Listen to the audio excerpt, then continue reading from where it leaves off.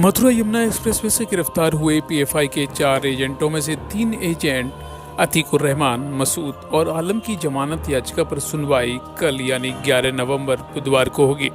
अब तीनों पीएफआई एजेंटों की जमानत याचिका पर सुनवाई एडीजे 11 कोर्ट में होगी।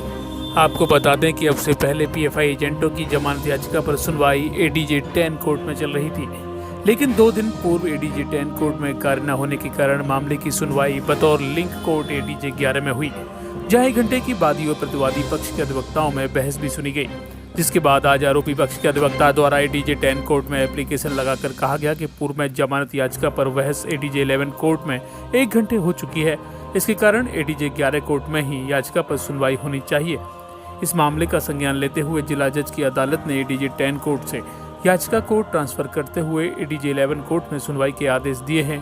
अब इस मामले में सुनवाई कल 11 नवंबर बुधवार को एडीजे 11 कोर्ट में होगी।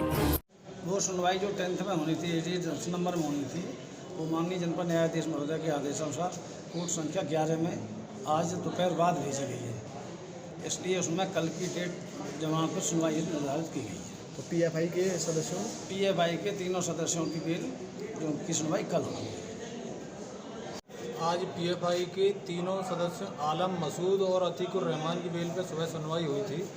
चूँकि इस बेल पे जो है कल एडीजे 11 नंबर में सुनवाई हो चुकी थी, तो आधी बहस वहाँ हो गई थी। इसलिए मुल्जिमान के अधिवक्ता श्री मधुवंदर चतुर्वेदी जी ने एक प्रार्थना पत्र दिया था कि आधी बहस उधर हो गई है, आधी इधर। तो डिस्ट्रिक्ट जज साहब के उन्होंने प्रार्थना पत्र दे के उसको जो है अब 11 नंबर में ही ट्रांसफ़र कर दिया डिस्ट्रिक्ट जज साहब ने।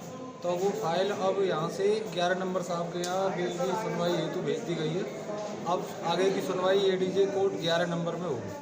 आलम, मसूद और अतीकुर रहमान, इन 3 लोगों की बेल एप्लीकेशन आज सुनी जानी थी।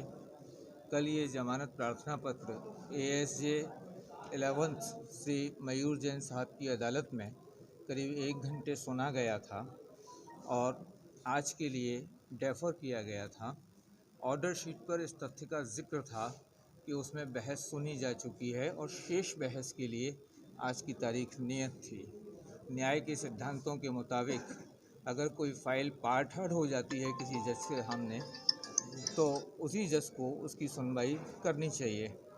इस तथ्य को जब एएसजे 10 साहब के संज्ञान में लाया गया, तो एएसजे 10 श्री अमर सिंह जी ने जनपद न्यायाधीश महोदया को पत्र लिखा है और इस स्थिति से अवगत कराते हुए उनसे अग्रिम निर्देश की अपेक्षा की है।